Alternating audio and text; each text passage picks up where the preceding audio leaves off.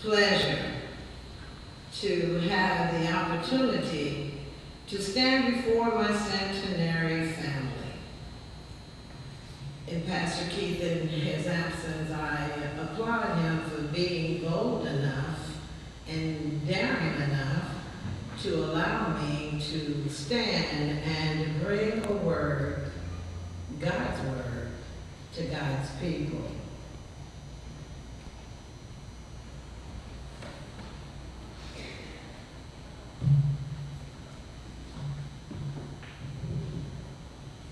I will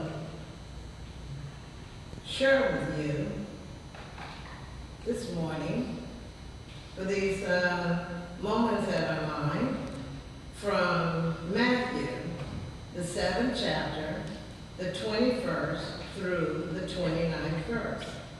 I will be reading from the New Revised Standard Version of Translation. And it reads like this. Not everyone who says to me, Lord, Lord, will enter the kingdom of heaven, but only the one who does the will of my Father in heaven. On that day, many will say to me, Lord, Lord, did we not prophesy in your name and cast out demons in your name and do many deeds of power in your name? Then I will declare to them, I never knew you. Go away from me, you evil doers. Everyone then who hears these words of mine and acts on them will be like a wise man who built his house on rock. The rain fell, the floods came, and the winds blew and beat on that house. But it did not fall because it had been founded on rock. And everyone who hears these words of mine and does not act on them will be like a foolish man who built his house on sand. The rain fell and the floods came and the winds blew and beat against that house, and it fell, and great was its fall. Now when Jesus had finished saying these things, the crowds were astounded at his teaching, for he taught them as one having authority, and not as their scribes. May the words of my mouth and the meditation of my heart be acceptable in thy sight, O Lord, my strength and my Redeemer. For these moments again that are mine, I would like to speak from a topic, build on a solid foundation. When I was a small child, and maybe I'm dating myself, and maybe these stories are still being told, but there was a bedtime story that my parents shared with me, and it was titled, The Three Little Pigs. Now I know some of you may be too young maybe to remember that, but it was these three little pigs, and they had a wolf problem. It was a bad wolf problem, and so with the three little pigs, they took each one, determined that they would do something to protect themselves from this big bad wolf. The first one, it says, build a house of straw. Sad to say, the big bad wolf said, I'll huff, and I'll puff, and I'll blow your house down. Well, the house of straw could not stand under the wolf's blow. We have another pig who built himself a house, or herself, a house of stick. Again, we had the same scenario. The wolf huffed and puffed and blew the house down. But there was this third little pig who built I laughed when I thought about this. I said the old pig, the old wolf probably got asthmatic as he stood there huffing and puffing and really trying to blow this house down, but he was not successful in blowing down the house of the little pig. And, being a preacher kid, a PK, and even a bedtime story, my father had, as you can expect, that after he read a story, you had to give a meaning. He wanted to know, well, what did you get out of that? What did that mean to you? And I said, well, one of those pigs was smart, Dad. It's pretty smart. He used some good stuff. He made sure that wolf didn't get to him. Well, we're going to see, if you just walk with me, that sometimes it's not only the material that we use, but sometimes we have to have a good foundation. Not everyone who says to me, Lord, Lord, will enter the kingdom of heaven, but only one who does the will of my Father in heaven. For Matthew, the writer of this passage, the Father's will is keeping the law as Jesus interpreted it.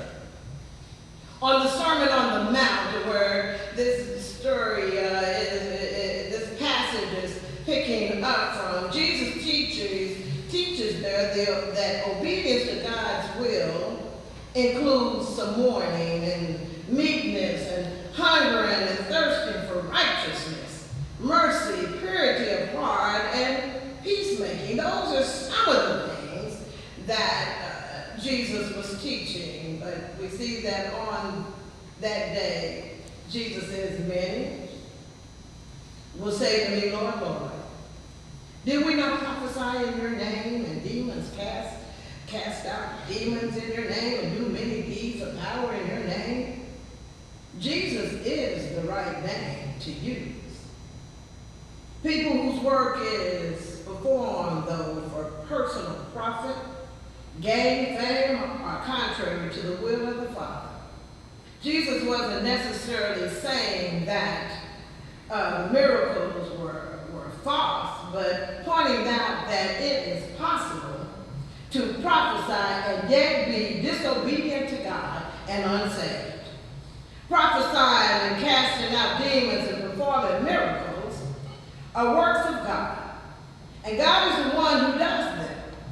Some of us are fortunate enough to be a part of these works, but they are not our works. Then I will declare to them, this is Jesus talking, I never knew you. Go away from me, you evildoers.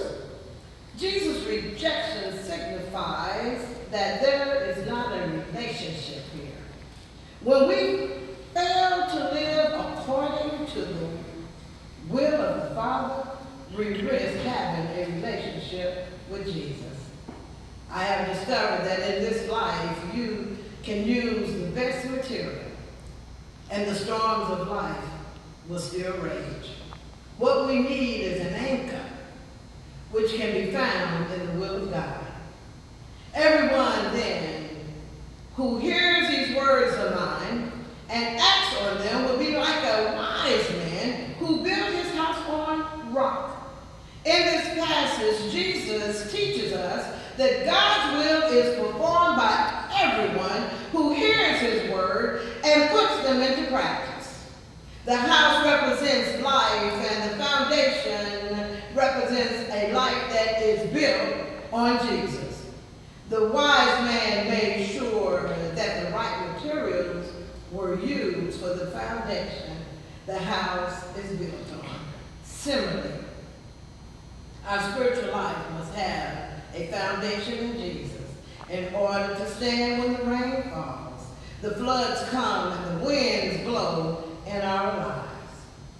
Then rain fell, the floods came, and the winds blew and beat on that house, but it did not fall because it had been founded on rock. The house represents a person's life. So what will sustain you when trials, challenges, and catastrophe occur in your life? For in this life we will endure trial and tribulation.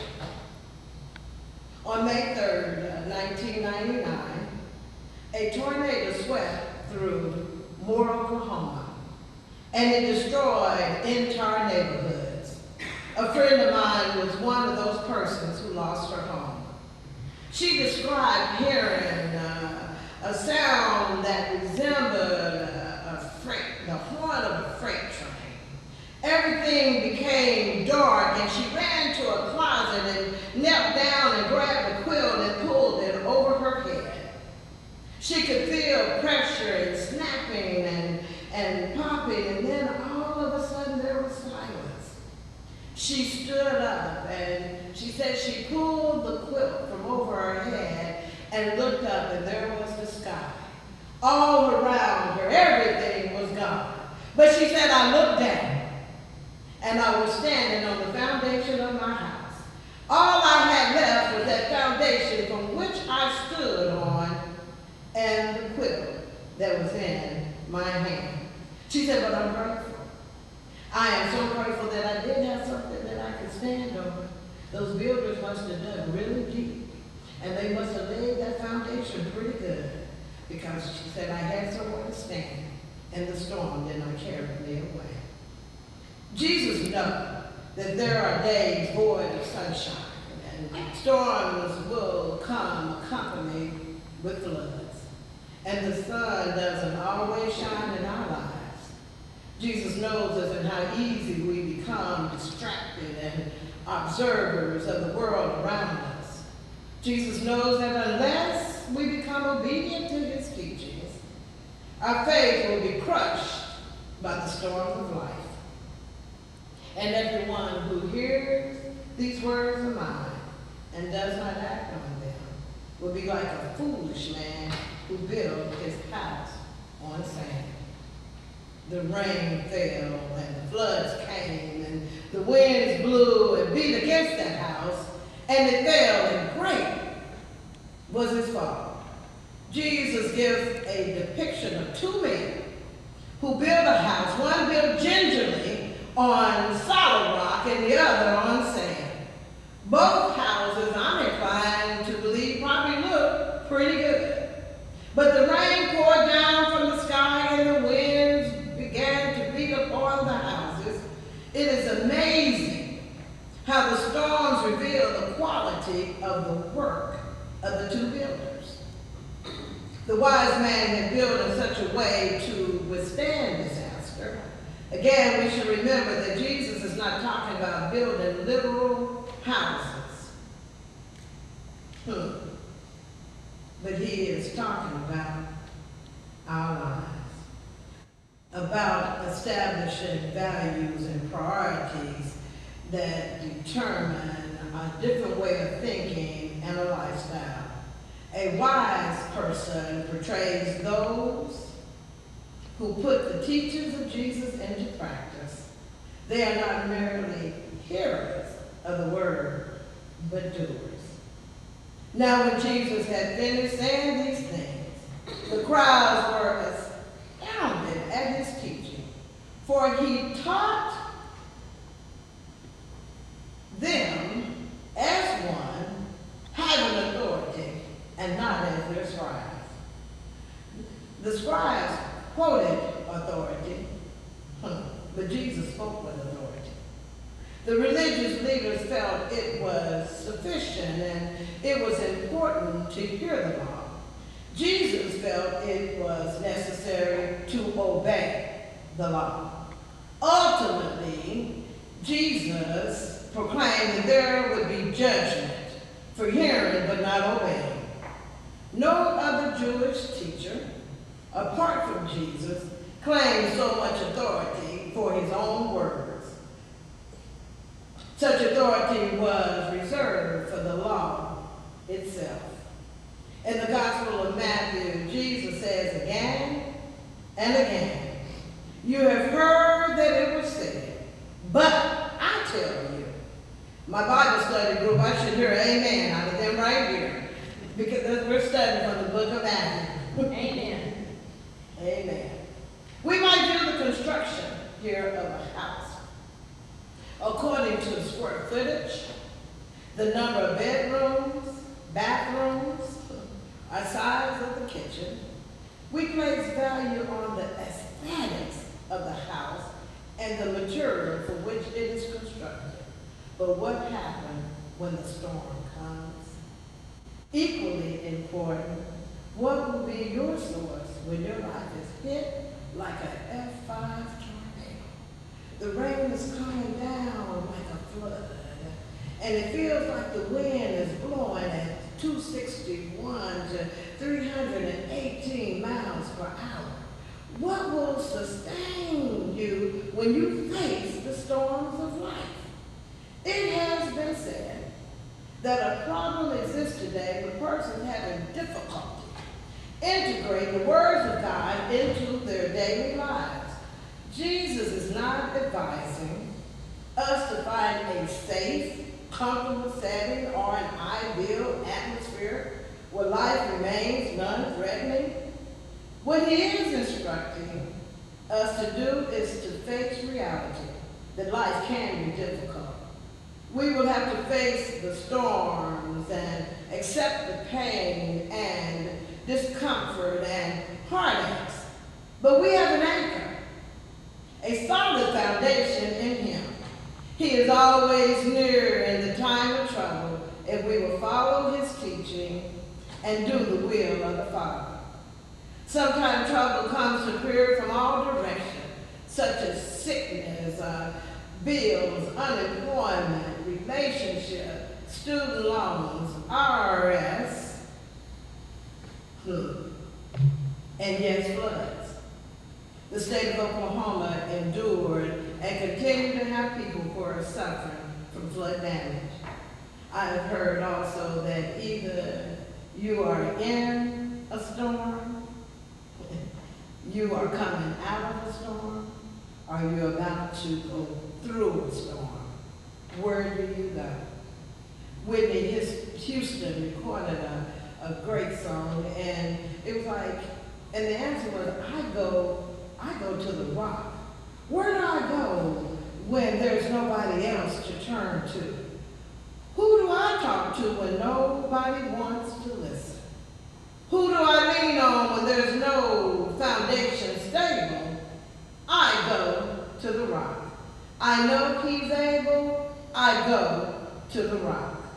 I go to the rock for my salvation. I go to the stone that the builders rejected. I run to the mountain and the mountain stands by me. When the earth all around me is sinking sand, on Christ the solid rock I stand. When I need shelter, when I need a friend, I go to the rock. I know he's the rock for my salvation.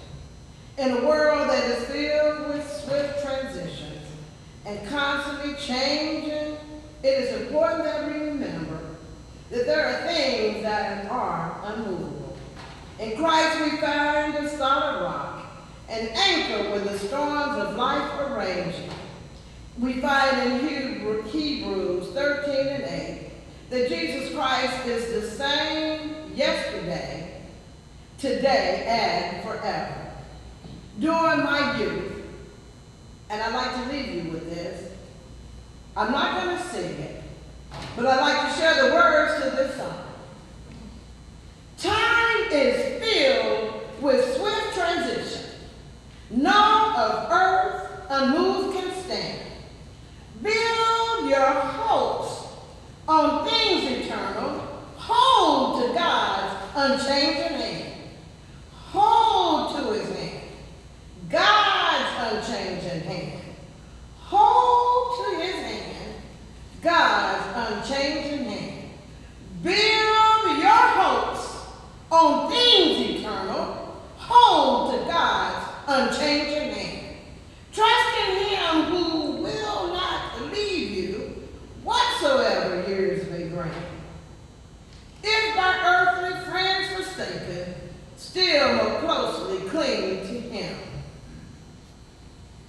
And Jesus said, everyone then who hears these words of mine and acts on them will be like a wise man who built his house on rock. built on a solid foundation. The grass withers, the flower fades, but the word of God will stand forever.